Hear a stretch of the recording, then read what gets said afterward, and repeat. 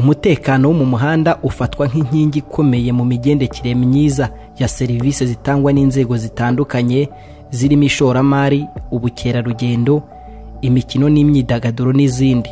Muri iki kiganiro turareba uko umutekano wo mu muhanda ufatwa mu nzego zitandukanye.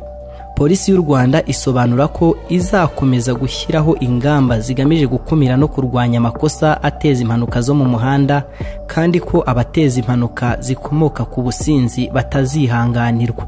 Minisitiri w'Ubutabera akaba n'intumwa nkuru ya leta ndetse akaba afite mu nshingano Polisi y'u Rwanda, yemeza ko igihe ari iki ngo abaturarwanda bumve ko umutekano wo mu muhanda ari amahitamo yabo, batiriwe babibwirizwa n'amategeko kuko ari bo ufitiye akamaro. Ubu abanyarwanda barimo barubaka umuco, sinzi aho ugeze, ariko n'uyu munsi nawo ugira icyo wongeraho, wo kuba igihugu cyitwa road safety by choice. Road safety by choice, ndatekereza ko dukwiye no kuzashaka ubustika tukabishyira ku modoka, abantu bose bagashyira ku modoka zabo ko ari road safety by choice driver. Dukwiye kugira abashoferi mu Rwanda bitwa umutekano wo mu muhanda nahisemo. Nicyo ni amahitamo yanjye, ntabwo ari amahitamo y'itegeko, ntabwo ari amahitamo ya cyacyuma bahumekamo iyo bagiye gutaha cyangwa bageze mu muhanda bataha nijoro bagasanga polisi yashyizeho bariyeri. Ngira ngo road safety by choice ni ikintu twese twafataho isezerano, tukisezeranya ko umuntu wese utwara imodoka, utwara moto mu Rwanda akwiye kuba road safety by choice. Urebye accidents zabaye zigahitana ubuzima bw'abantu, hakorwa iperereza tugasanga icyabiteye ari gutwara ibinyabiziga basinze. Ni ibintu bibabaje cyane. Hari amatariki, akarere iyo mpanuka yabereyemo, umubare w'abantu bapfuye, hari ingero nyinshi mwagiyemo namwe mumenya munatangaza mu itangazamakuru. Impfu zibabaje, ugasanga umuntu yavuye mu kabari yasinze agonze umumotari, wakurikirana ugasanga ni ukubera gutwara imodoka cyangwa moto umuntu yasinze. Inzego zitandukanye hari uko zifata umutekano wo mu muhanda. Muri kimwe mu bituma ubukerarugendo butera imbere nuko abakerarugendo bumva bafite umutekano bisanzuye aho bajya badafite ikibazo cyo guhungabanywa ku buzima bwabo. Niba umuntu azi ko ahantu ajya hashobora kuba hari impanuka nyinshi cyangwa se hari ikibazo cyo giterwa n'imihanda mibi, ibinyabiziga muri rusange, muri we ntabwo azubayize cyangwa se afite icyizere cy'uko hagiye ubuzima bwe burinzwe neza. Bivuze ko ibyo bifite ingaruka cyane kubera ko bigira uruhare kuri image y'ahantu ujya. Kuva muri rusange, niba abantu bashobora kuba bafite amakuru ku mutekano atari mwiza mu bijyanye no gutwara ibinyabiziga mu muhanda cyangwa kugendera mu muhanda, icyo gihe ntabwo uba wizeye ko aho ugiye urahava amahoro. Bishatse kuvuga ngo iyo shusho yubatswe gutyo ishobora guhungabanya ubukerarugendo cyangwa se abantu bashaka kwitabira iyo destination. Nibwira ko bifitanye uruhare rwinshi cyane kuko ni imwe muri facteurs abantu barebaho ko aho bazajya gusura bazahagera bakavayo amahoro. Umutekano wo mu muhanda usanga ari ikintu cyiza mu bikorera. Mu by'ukuri umuhanda udatekanye, abikorera akazi bakora, akazi kabo ntabwo kagenda neza, kabagendana n'ubwikorezi cyane cyane gutwara abantu n'ibintu, kandi ibicuruzwa bigomba kugera aho kuva aho bituruka naho bigomba gushyikira biba bigomba kugerayo vuba, mu gihe cya vuba bishoboka. Nibwo bucuruzi mu by'ukuri, ubucuruzi bugomba gukorwa ku buryo bwihuse. Umuhanda rero ugomba kuba ari mwiza, umuhanda ugomba kuba urimo umutekano, umuhanda ugomba kuba utarimo ibintu bituma habamo za accident cyangwa se impanuka. Umutekano wo mu muhanda rero twebwe tuwufata nk'ikintu cy'ibanze cyane kidufasha kugabanya ubumuga buturutse ku mpanuka. Aha ndabivuga cyane ko nk'iyo urebye impanuka zabaga mbere y'uko umutekano wo mu muhanda ushyirwamo imbaraga, zari nyinshi cyane. Aho wajyaga kumva nka bisi itwara abagenzi runaka, yaba ukumva abagenzi 29 batanu bapfuye, abandi basigaye bagize ubumuga bukomeye. Icyo ndetse ni n'ibintu bitera igihugu igihombo gikomeye cyane. Kimwe mu bintu bagenderaho cyane cyane barankinga cyangwa bashyira mu rutonde uburyo imikino yacu itegurwa ni umutekano. Ni umutekano mu muhanda, kuko iyo umukino w'amagare uri mu kuba, abakinnyi bagomba gukoresha umuhanda kuva batangira kugera aho barangiriza. Ni ukuvuga ngo uwo muhanda ugomba kuba utekanye mu buryo bwo ari bwo bwose, kuko bakina basiganwa. Iyo basiganwa rero ikintu cyose kiba gishoboka, cyane cyane impanuka. Twishimira uko biteye uyu munsi, kuko kuba u Rwanda uyu munsi ari igihugu ntangarugero mu kuorganiza cyangwa mu gutunganya imikino y'amagare, cyane cyane tubikesha umutekano nyine mu magare. Mu gihe waba udahari, ntabwo twakwishimira ko dukora uwo mukino, n'abawureba n'abandi bose ufitiye akamaro ntacyo waba ubamariye cyane. Ni ibintu rero twebwe tubona ko bifite akamaro cyane, kuko mu gihe kindi tumaze tuwukora kugeza uyu munsi umutekano mu muhanda ni nta makemwa, cyane cyane mitureba twe nk'abategura imikino y'amagare.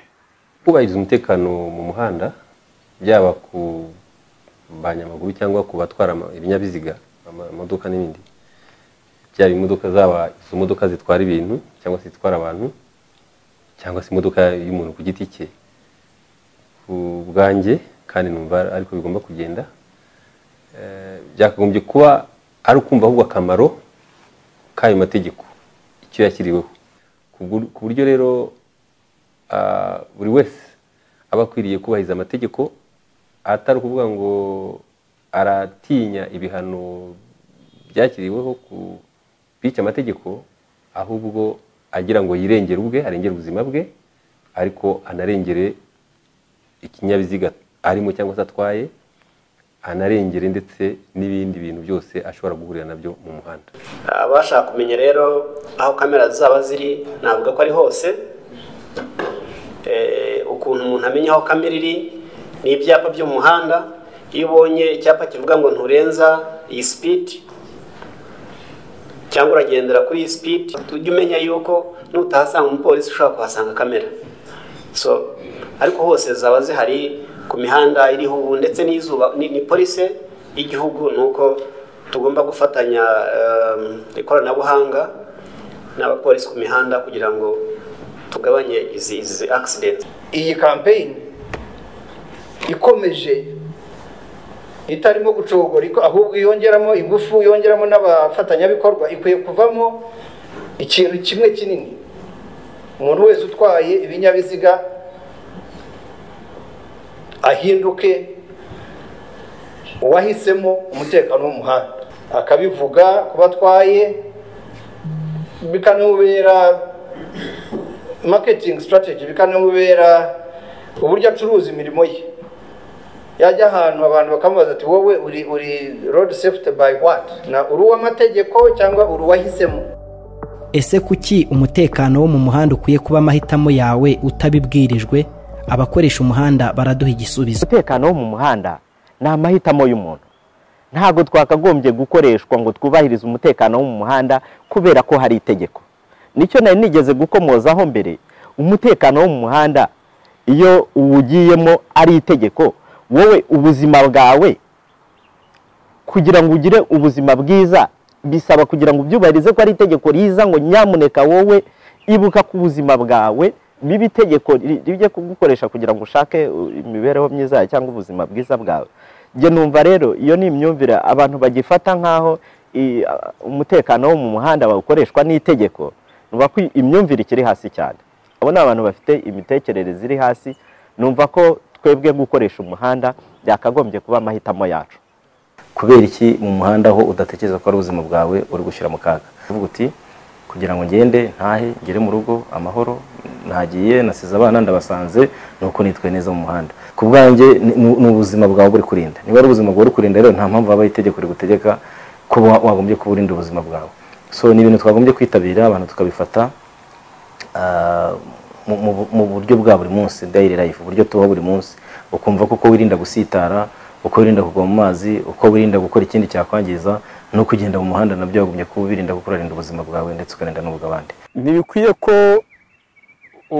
ukoresha ikinyabiziga akwiye kugenda mu muhanda yumva ko hari abantu bamushinzwe ashobora kubihanirwa kubera gukora nabi, ahubwo akwiye kugenda yubahiriza amategeko y'umuhanda nk'uko yabyize akanihereza uruhushya rwo gutwara ikinyabiziga. Umutekano mu muhanda ureba umuntu ku giti cye mbere yo kureba n'inzego z'umutekano, nazo zigomba gukora akazi kazo, ariko ni byiza ko abantu babikangurirwa ko abantu nibamara kubimenya ni ukuvuga ngo n'inzego zizoroherwa n'igihugu kizoroherwa.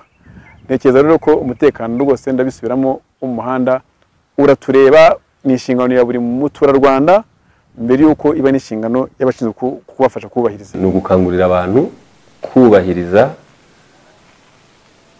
amategeko agenga imigendere myiza mu muhanda. Amategeko ko kubahiriza amategeko biradufasha twese, bituma buri wese arinda ubuzima bwe ariko akarinda n'ubuzima bw'abandi. Kandi kubahiriza amategeko mu muhanda cyane cyane ku batwara ibinyabiziga bituma abantu barinda ibihombo bashobora kugira mu ishoramari baba barakoze cyangwa se abandi baba barakoze. Umutekano w'umuhanda ni amahitamo yanjye bwite. Byuka mu gitondo ngiye mu kazi numva mpisemo kubahiriza amategeko y'umuhanda. Umutekano w'umuhanda njemba numva ari amahitamo yanjye, kuko bibaye itegeko numva ntabikora neza, kuko nagenda ngongana n'itegeko, ariko iyo mbikoze ngiye ku bwanjye mba numva aribwo mba mbikoze neza nk'amategeko y'umuhanda. Nahisemo kwirinda kunywa ibisindisha ntwaye, kuvugira kuri telefone ntwaye imodoka, ndetse no gucomora akagabanya muvuduko kugira ngo ngere iyo ngiye amahoro. N'abandi duje umwuga wo gutwara imodoka, umutekano wo mu muhanda tuwugira inshingano zacu, twirinde gukorera ijisho. Nahisemo gutwara igare nubahiriza amategeko y'umuhanda kugira ngo nirinde impanuka zishobora gutwara ubuzima bwanjye n'ubw'abandi. Ubundi turebye kubahiriza amategeko ntabwo byakagombye kuba itegeko, kubera ko ni inshingano ya buri wese uri mu muhanda. Icya mbere ni woba wirengera ku buzima bwawe, icya kabiri uburengera n'abandi bagenzi bawe bari muri uwo muhanda, ntabwo ari we wenyine. Rero ni ukuvuga ngo ni inshingano yacu twese. Ni ukuvuga ngo iyo ugiye kwambuka umuhanda utitegereje cyangwa se kwambukira atarateganyijwe ushobora guteza impanuka. Impanuka ntabwo igira umuntu umwe ingaruka, igira ingaruka kuri twese muri rusange ndetse n'igihugu. Nkanjye nk'umunyamaguru rero ndumva ari iki, ndumva ari amabwiriza yanjye ku giti cyanjye n'amahitamo yanjye kugira ngo mbashe kugenda neza mu muhanda, ndinde impanuka nanjye nzirinde n'irindi. Umutekano wo mu muhanda rero mbona ko tubwirijwe kuwubahiriza tutabisabwe, ahubwo twumva ko ari inshingano zacu. Biriya bimenyetso byo kuvuga ngo umuntu arandangira ngo polisi iri hehe, abashinzwe umutekano za kamera ziri hehe, Jewe icyo ndeba ndareba ngo ikimenyetso kiri mu muhanda kirambwira iki imbere yanjye, nkagenda nyobowe n'ikimenyetso kiri mu muhanda. Ibyo rero numva biramutse bibaye umuco wa buri wese, twese twajya tugera aho tugiye amahoro, tukagira amahoro ku giti cyacu ndetse n'abagenda mu muhanda tukaba amahoro. Buri wese arasabwa amahitamo akwiye yo kwicungira umutekano igihe akoresha umuhanda, yirinda kugira aho utazi. Gutwara imodoka kuri njyewe hari ibintu biri mu mahitamo yanjye numva biri mu nshingano zanjye z'ibyo ngomba gukora. Hari gutwara imodoka nambaye umukandara, gutwara imodoka ntamye ibisindisha, no gutwara imodoka navugira kuri telefone. Numva ari ibintu nashishikariza n'undi muntu wese gukora, no kuvuga ngo ni amahitamo yanjye kuri njyewe, nkaba nabyishishikariza n'abandi kubyiyumvamo bagatwara imodoka ibyo bintu babyubahiriza. Nahisemo gutwara ikinyabiziga nirinda impanuka mu muhanda, mpitamo gutwara ikinyabiziga ntavugira kuri telefone, mpitamo gutwara ikinyabiziga ntanyoye inzoga, mpitamo gutwara ikinyabiziga gifitiwe controle technique, ndetse no kubahiriza amategeko yandi yose agenda n'umuhanda kugira ngo buri gihe mpora ngerayo amahoro. Muri uwo muhanda wose ugendamo, iyo modoka ubugendamo, iyo moto ubugendaho, turashaka ko iba iya wa wundi wiyemeje umutekano nta ngufu. Kandi wahisemo ntazaba umushoferi gusa, n'abandi twese mubahisemo twese tuzajyemo, kuko kuba mubahisemo niho heza cyane wajya.